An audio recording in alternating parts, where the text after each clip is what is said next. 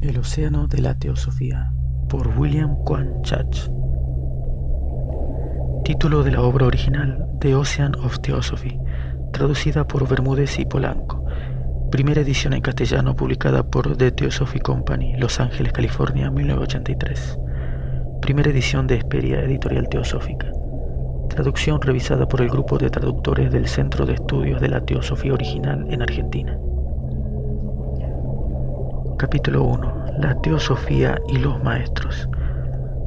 La teosofía es ese océano de conocimientos que se extiende desde una orilla de la evolución de los seres conscientes a la otra. Insondable en sus partes más profundas, ofrece a las mentes más eminentes la esfera de acción de mayor ámbito y alcance, y, sin embargo, poco profunda en sus orillas, no abrumará la comprensión de un niño. La teosofía es sabiduría concerniente a Dios para aquellos que creen que Él está en todas las cosas y en todo, y sabiduría tocante a la naturaleza para el hombre que acepta la declaración de la Biblia cristiana de que Dios no puede ser medido ni descubierto y que las sombras envuelven su pabellón. Aunque el vocablo teosofía contiene etimológicamente el término Dios y a primera vista aparenta abarcar solo la religión, no por ello descuida la ciencia, porque la teosofía es la ciencia de las ciencias y por lo tanto ha sido llamada la religión sabiduría, puesto que ninguna ciencia es completa si excluye un solo aspecto de la naturaleza, ya sea visible o invisible.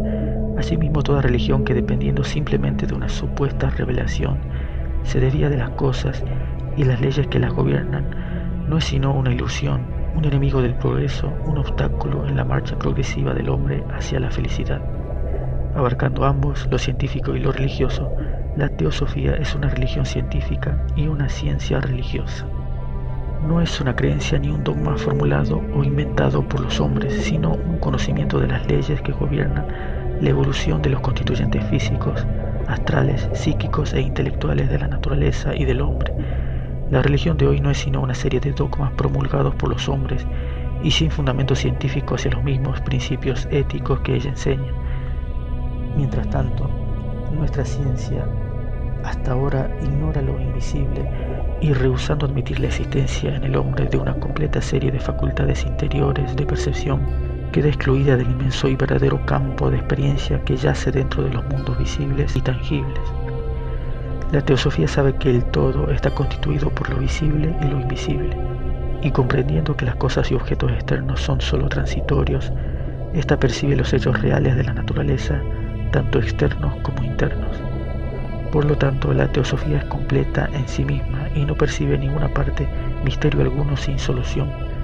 Por ello, elimina la palabra coincidencia de su vocabulario y proclama el reino de la ley en todas las cosas y en todas las circunstancias. Que el hombre posee un alma inmortal es una creencia común de la humanidad.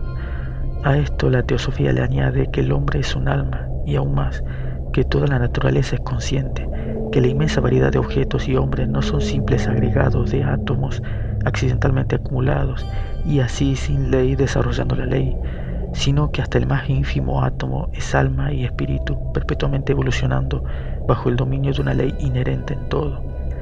La enseñanza teosófica es idéntica a la de la antigüedad, que dice que la marcha de la evolución es el drama del alma y que la naturaleza no existe con ningún otro fin que el de servir para la experiencia del alma.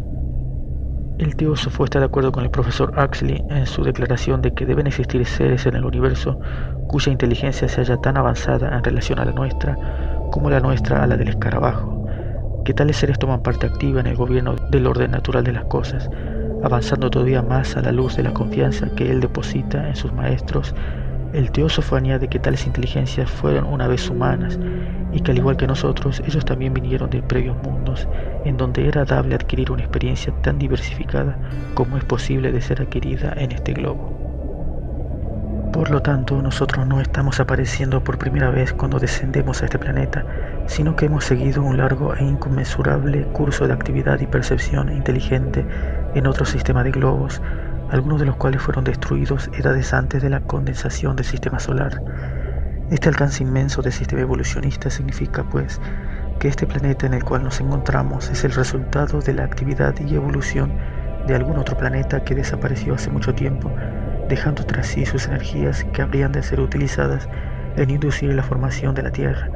y que a su vez los habitantes de la misma vinieron de algún mundo anterior para proceder aquí con su labor asignada en la materia. Los planetas más brillantes, tales como Venus, son la residencia de entidades aún más avanzadas, una vez tan humildes como nosotros, ahora elevadas a un grado de gloria incomprensible a nuestro intelecto.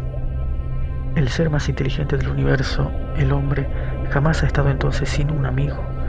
Más bien tiene una rama de hermanos mayores que velan continuamente por el progreso de los menos adelantados, que conservan el conocimiento adquirido a través de eones de ensayo y experiencia e incesantemente buscan las oportunidades de inducir la inteligencia en desarrollo de la raza, en este o en otros globos, a considerar las grandes verdades que conciernen al destino del alma.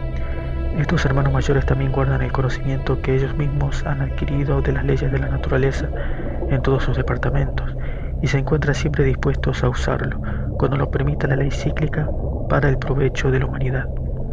Ellos siempre han existido como un cuerpo o asociación, todos conociéndose unos a otros, sin importar la parte del mundo que puedan encontrarse, y todos trabajando por la raza humana en diferentes formas.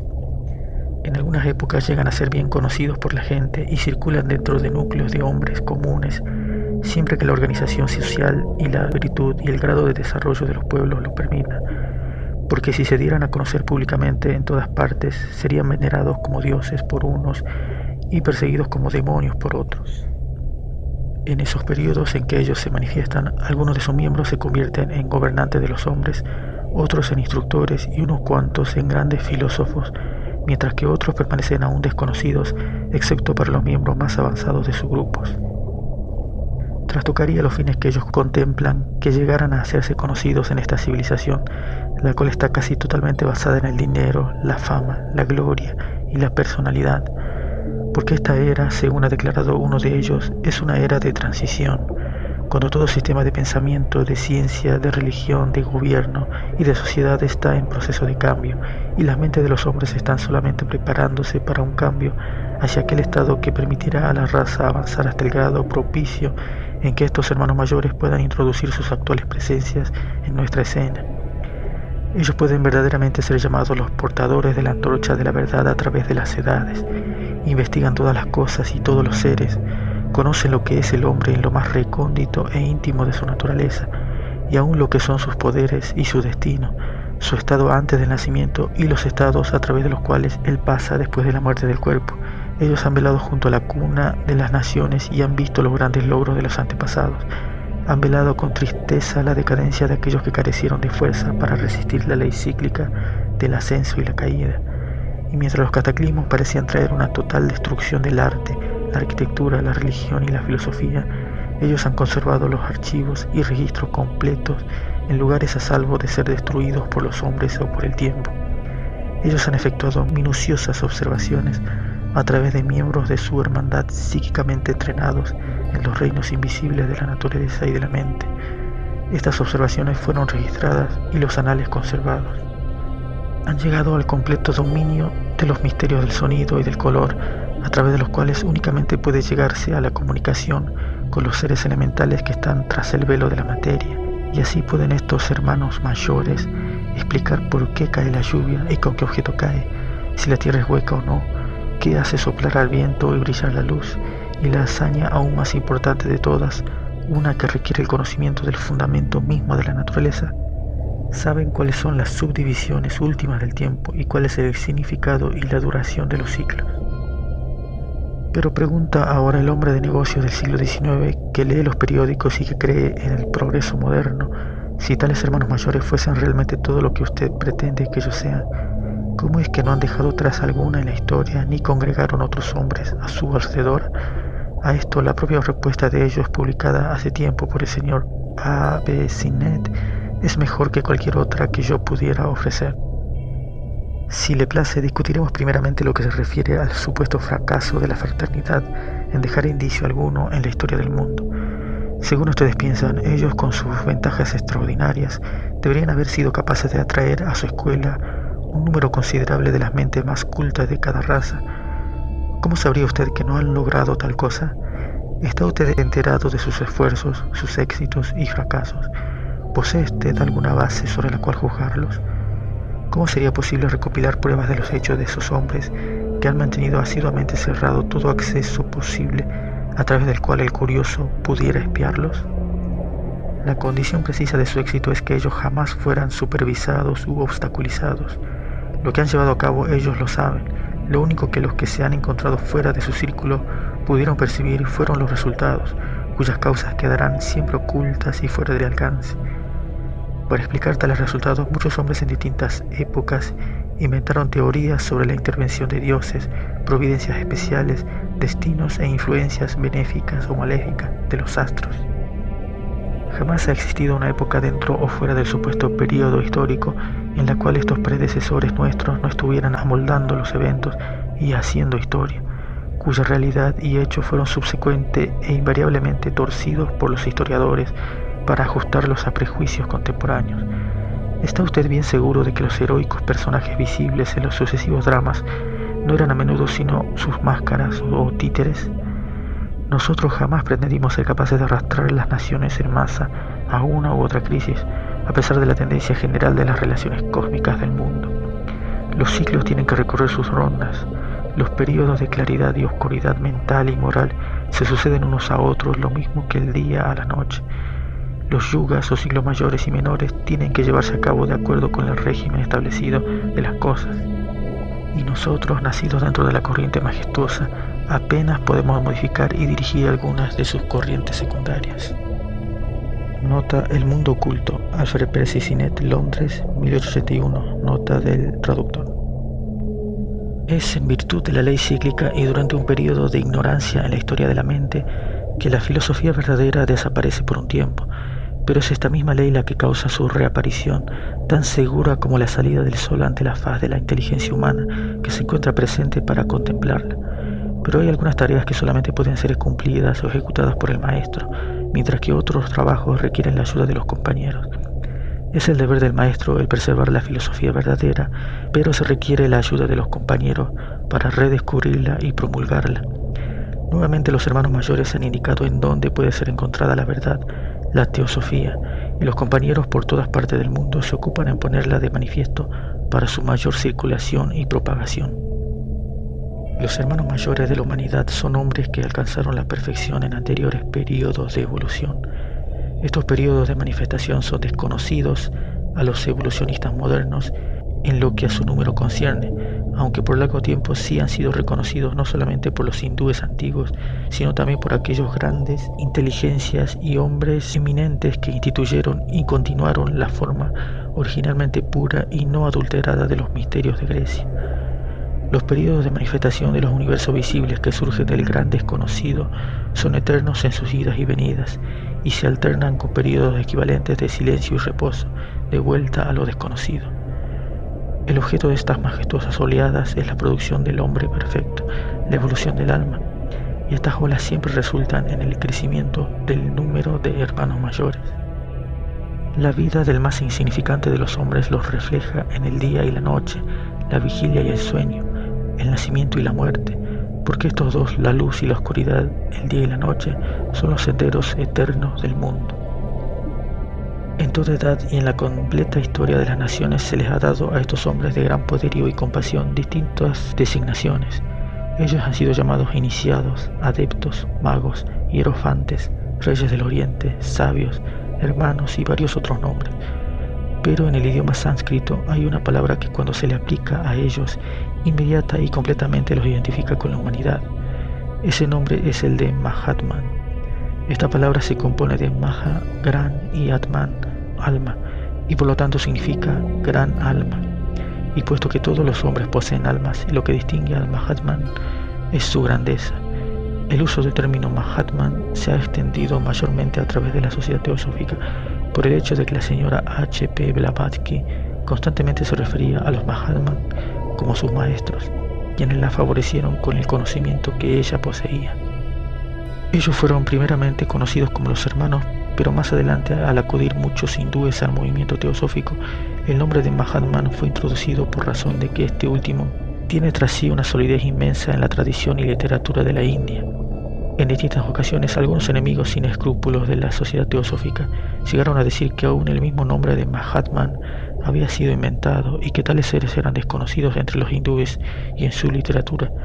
Pero estas aseveraciones han sido hechas simplemente para desacreditar, si fuese posible, un movimiento filosófico que amenaza trastornar completamente los erróneos dogmas teológicos que prevalecen hoy en día. Porque a través de la literatura hindú se hace referencia a los Mahatman y en partes del norte de la India el término es de uso común. En el antiguo poema de la Bhagavad Gita, reverenciado por todas las sectas y aceptado por los críticos occidentales por ser tan noble como hermoso, hay un verso que dice: semejante Mahatman es difícil de encontrar. La Bhagavad Gita, capítulo 7, nota del traductor. Pero independientemente de toda disputa acerca de términos específicos, existen amplios argumentos y pruebas para demostrar que una fraternidad de hombres y poseedores del maravilloso conocimiento delineado anteriormente ha existido siempre y probablemente exista hoy. Los antiguos misterios continuamente hacen referencia a ellos. Egipto antiguo los tuvo en sus grandes reyes iniciados, hijos del sol y amigos de los grandes dioses. Existe una tendencia a menospreciar las ideas de los antiguos, lo cual es en sí denigrante a la humanidad actual. Aún el cristiano que habla con reverencia de Abraham como el amigo de Dios considerará desdeñosamente las pretensiones de los soberanos egipcios de gozar de la misma amistad como tan solo una pretensión pueril de nobleza y rango. Pero la realidad es que estos grandes egipcios eran iniciados, miembros de una gran logia única, la cual abarca todas las otras, de cualquier grado que sean sus actividades. Los más recientes y decadentes egipcios, desde luego, deben haber imitado a sus predecesores, pero esto fue ya cuando la doctrina verdadera estaba comenzando una vez más a ser obscurecida con motivo de la ascendencia del dogma y del sacerdocio. La historia de Apolonio de Tiana se refiere a un miembro de una de estas mismas fraternidades antiguas que aparecieron entre los hombres durante un ciclo descendente y con el solo propósito de dejar un testimonio para las generaciones venideras. Abraham y Moisés entre los judíos son otros dos iniciados, adeptos, quienes tenían que efectuar su tarea entre cierto pueblo, y es en la historia de Abraham que nos encontramos con Melquisedec, quien era aún más grande que Abraham, puesto que tenía el derecho de conferirle a este un rango, un privilegio o una bendición. El mismo capítulo de la historia humana que contiene los nombres de Moisés y de Abraham está iluminado con el de Salomón. Estos tres componen una gran tríada de adeptos, los anales de cuyos hechos no pueden echarse a un lado como una fantasía ni como faltos de fundamento. Moisés fue instruido por los egipcios y en el país de Madián. De ambos adquirió considerables conocimientos ocultos, y todo estudiante avanzado de la gran masonería universal puede percibir a través de todos los textos de Moisés la mano, el plan y la obra de un maestro. Abraham, por otra parte, conocía todas las artes y muchos de los poderes psíquicos que eran practicados en su época, o de lo contrario él no se hubiera asociado con reyes ni habría sido el amigo de Dios. Y tan solo la referencia a sus diálogos con el Todopoderoso en relación con la destrucción de ciudades demuestra que él fue un adepto, quien por muy largo tiempo había trascendido a la necesidad del ceremonial u otras ayudas adventicias. Salomón completa esta tríada y se destaca en caracteres de fuego. Alrededor de él se agrupa tal volumen de leyenda y de historia acerca de sus manipulaciones de los poderes elementales y sus facultades mágicas que uno tendría que condenar a todo el mundo de la antigüedad como una camarilla de necios, creadores de mentiras por pura diversión, si se niega que él fue un gran personaje, un ejemplar maravilloso de la encarnación de un poderoso adepto entre los hombres. Nosotros no estamos obligados a aceptar el nombre de Salomón ni a creer que él gobernó a los judíos, pero sí tenemos que admitir el hecho de que en algún lugar, durante los nebulosos tiempos a los cuales se refieren los anales judaicos, un hombre que era un adepto vivió y luchó entre los hombres de la tierra, y a quien tiempo después se le dio el nombre de Salomón. Los críticos peripatéticos pueden aparentar no ver en la universal y prevaleciente tradición sino tan solo la evidencia de su credulidad humana y de su habilidad de imitar, pero el verdadero estudiante de la naturaleza humana y de la vida sabe que las universales tradiciones son verídicas y surgen de hechos verídicos en la historia del hombre. Dirigiendo nuestra atención hacia la India, por largo tiempo olvidada e ignorada por el lascivo, egoísta, combatiente y comercializado mundo occidental, la encontramos repleta de una gran erudición referente a estos hombres maravillosos, entre los cuales Noé, Abraham, Moisés y Salomón son tan solo ejemplos. Los habitantes de la India están preparados, por razón de su temperamento y su clima, para ser los conservadores de las joyas filosóficas, éticas y psíquicas que hubiéramos perdido para siempre si las mismas hubieran sido abandonadas al saqueo de los godos y de los vándalos, como lo fueron las naciones occidentales en los tempranos días de sus luchas en pro de la cultura y de la civilización. Si los hombres que desenfrenadamente quemaron inmensos montones de tesoros históricos y etnológicos encontrados por los secuaces de los soberanos católicos de España en la América Central y del Sur hubieran logrado localizar los libros y los documentos escritos en hojas de palma en la India, antes de que el escudo protector de Inglaterra se levantase contra ellos, los hubieran destruido de la misma manera que arruinaron los anales de los americanos, tal como sus predecesores intentaron hacer con la Biblioteca de Alejandría. Afortunadamente, los sucesos se desarrollaron de otra manera. A través de la extensa literatura indostánica encontramos docenas de grandes adeptos, bien conocidos de la gente, que enseñaron la misma doctrina, la epopeya del alma humana. Sus nombres no son familiares al oído occidental, pero los testimonios de sus pensamientos, sus obras y sus poderes aún viven. Todavía más, en el apacible e inmutable Oriente, existen hoy en día por centenares personas que saben por su propio conocimiento que la Gran Logia existe aún y tiene sus Mahatman, adeptos, iniciados o hermanos. Y más aún, en ese país hay tal número de hombres expertos en la aplicación práctica de un poder menor, pero aún maravilloso, sobre la naturaleza y sus fuerzas, que tenemos un volumen innegable de evidencia humana para probar nuestra tesis. Y si la teosofía, la enseñanza de esa gran logia, es como se dijo científica y religiosa, entonces desde el punto de vista ético tenemos aún más pruebas. Una poderosa tríada actuando con y por medio de los principios éticos la forman Buda, Confucio y Jesús. El primero, un hindú, establece una religión que hoy abarca muchos más prosélitos que el cristianismo, enseñando centurias antes de Jesús la misma ética que éste enseñó y que había sido ya promulgada siglos antes de Buda. Jesús, que viene a reformar a su pueblo, repite esta ética antigua, y Confucio hace lo mismo en la antigua y honorable China. El teósofo afirma que todos estos grandes nombres representan miembros de una misma hermandad que tiene una misma doctrina, que tales caracteres extraordinarios que aparecen de cuando en cuando dentro de la civilización occidental, como Saint Germain, Jacobon, Cagliostro, Paracelso, Mesmer, el conde de Saint Martin y la señora H.P. Blavatsky, fueron agentes encargados de cumplir en el momento propicio el trabajo de la Gran Logia. Es cierto que ellos son generalmente ultrajados y calificados como impostores, aunque nadie puede decir por qué lo son, ya que generalmente ellos confieren beneficios y trazan proyecciones o hacen descubrimientos que resultan de gran valor para la ciencia después de su muerte. Pero el mismo Jesús sería tildado hoy de impostor si apareciese en una iglesia de la Quinta Avenida de Nueva York reprochando a los profesos cristianos. Paracelso fue el creador de valiosos métodos y tratamientos médicos ahora universalmente adoptados. Mesmer enseñó el hipnotismo bajo otro nombre. Madame Blavatsky introdujo una vez más a la atención de Occidente el sistema más importante, por mucho tiempo conocido por la logia, referente al hombre, su naturaleza y su destino. Pero todos ellos por igual son calificados de impostores por gentes que no tienen ninguna filosofía original propia y cuyas clases mendicantes y criminales exceden en grado de miseria y en número a los de cualquier otra civilización de la Tierra. No será raro de parte de casi todos los lectores occidentales el maravillarse de que haya seres humanos que puedan saber tanto y poseer tal poderío sobre las operaciones de la ley natural como he atribuido a los iniciados, ahora conocidos como Mahatman. En la India, en China y en otras tierras orientales, este hecho no asombraría a nadie, porque allí, a pesar de que todo lo concerniente a la civilización materialista está ahora en un estado de atraso, jamás han perdido la creencia en la naturaleza interior del hombre y en el poder que él puede ejercer si tal es su voluntad. Por consiguiente, ejemplares vivientes de esos poderes y capacidades jamás han estado ausentes de sus pueblos.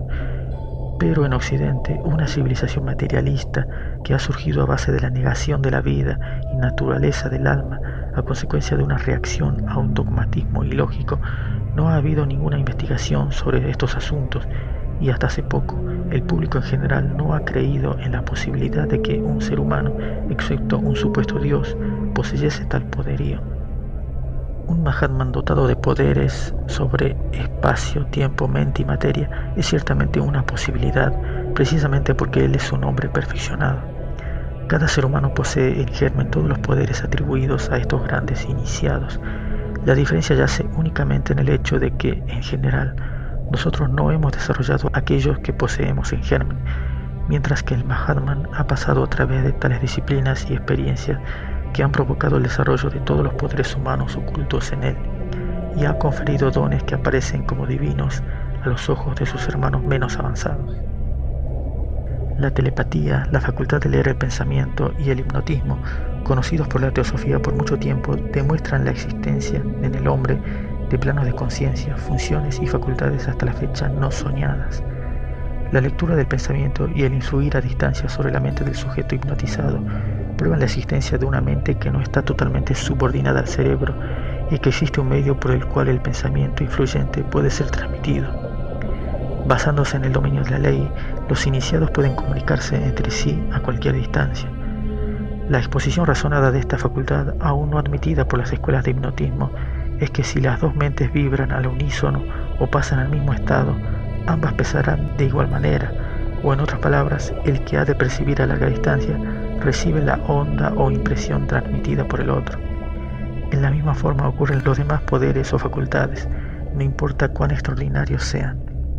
Esos poderes son naturales, aunque ahora raros, al igual que una gran habilidad musical es natural, aunque no sea un fenómeno común.